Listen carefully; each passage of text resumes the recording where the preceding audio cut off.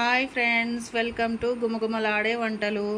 ఈరోజు మనం పులిహోర పులుసు ఎలా పెట్టుకోవాలో చూద్దామండి. పులిహోర పులుసుకి కావాల్సినవి 1/2 కిలో చింతపండు ఇలా నానబెట్టి ఉంచేసుకోవాలండి. 10 మిర్చి కట్ చేసుకొని పెట్టుకోవాలి ఇలా పొడవుగా. దాంట్లో కావాల్సినవి పసుపు, జీలకర్ర మెంతుల పొడి, పల్లీలు, ఆయిల్, సాల్ట్, పోపుకండి వెల్లుల్లి, శనగపప్పు, ఎండుమిర్చి, కరివేపాకు, మినప్పప్పు, జీలకర్ర, ఆవాలు, మిరియాలండి.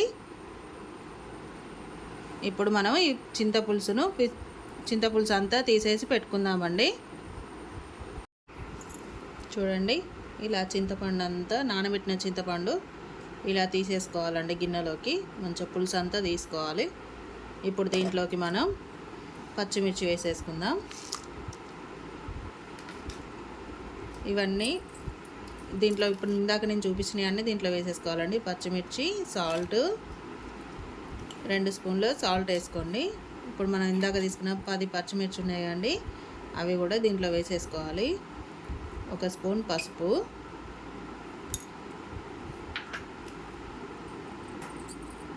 జీలకర్ర మెంతుల పొడి అండి వేసేసుకోవాలి.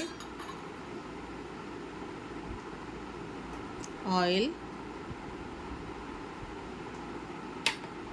సగం వేసేసుకోవాలండి. మిగతా సగము తాలింపులో వేసుకుందాం. పల్లీలు, ఇప్పుడు ఇవన్నీ వేసేసుకున్నాం కదండి. ఇవన్నీ మనం చింతపులుసుతోనే ఉడికించుకుందామండి వీటినన్నిటిని. ఇప్పుడు దీన్ని ఉడికించుకోవాలండి. ఈ పులుసు అంతా బాగా చిక్కగా దగ్గరకు అయ్యేలాగా ఉడికించుకోవాలండి దీన్ని. చూడండి, చింతపులుసు అంతా మరిగిపోయింది కదా, ఇలా చిక్కగా అయ్యే వరకు చేసుకోవాలండి. మనం తీసుకున్న చింతపులుసు ఇలా చిక్కగా అయిపోవాలండి. అందులో వేసిన పల్లీలు చూడండి, పల్లీలు, కరివేపాకు, పచ్చిమిర్చి అంతా ఉడికిపోయి పులుసు అంతా దగ్గరికి అయిపోయింది. ఇప్పుడు మనం దీన్ని పక్కకు పెట్టేసుకొని తాలింపు వేసుకుందామండి. చూడండి, తాలింపు వేసుకోవడానికి ఆయిల్ పెట్టేసుకున్నాం. ఆయిల్ వేడైంది. ఇప్పుడు పోపు గింజలు వేసేసుకుందామండి. పోపు గింజలు, జీలకర్ర, ఆవాలు, మినప్పప్పు, మిరియాలు, ఇప్పుడు శనగపప్పు,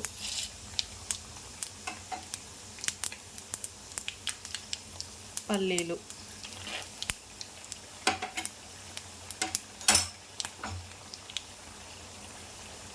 ఎల్లిపాయలు, ఇవన్నీ మంచిగా ఫ్రై చేసుకోవాలండి దాంట్లో పోపులో. ఇప్పుడు ఎండుమిర్చి వేసేసుకొని 2 రెమ్మలు కరివేపాకు వేసేసుకుందాం దీంట్లోకి.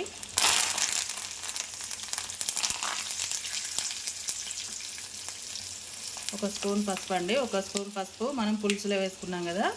ఇప్పుడు దీంట్లోకి పోపులో కూడా 1 స్పూన్ పసుపు వేసేసుకోవాలండి. ఇప్పుడు దీన్నంతా కలిపేసుకొని ఒకసారి మనం ఈ పోపుని పులుసులో వేసేసుకుందామండి. పోపు అంతా ఫ్రై అయిపోయిందండి. ఇప్పుడు లాస్ట్లో మనం దాంట్లో పోపులో ఇంగువ వేసుకుందామండి. ఇంగువ పొడి వేసేసుకొని ఇప్పుడు ఈ పోపునంతా మనం పులుసు మసాలా పెట్టుకున్నాం కదండి, దాంట్లో కలిపేసుకుందాం. చూడండి, మనం ఉడకబెట్టుకున్న చింతపులుసు ఉంది కదండి, ఇప్పుడు దీంట్లోకి మనం తాలింపు వేసుకున్నాం కదా, ఆ తాలింపు అంతా దీంట్లో వేసేసుకుందామండి.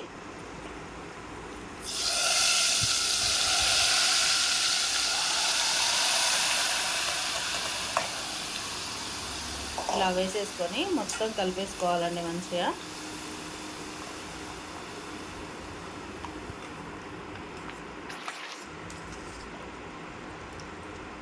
చూడండి, మొత్తం కలిపేసుకున్నాం కదా.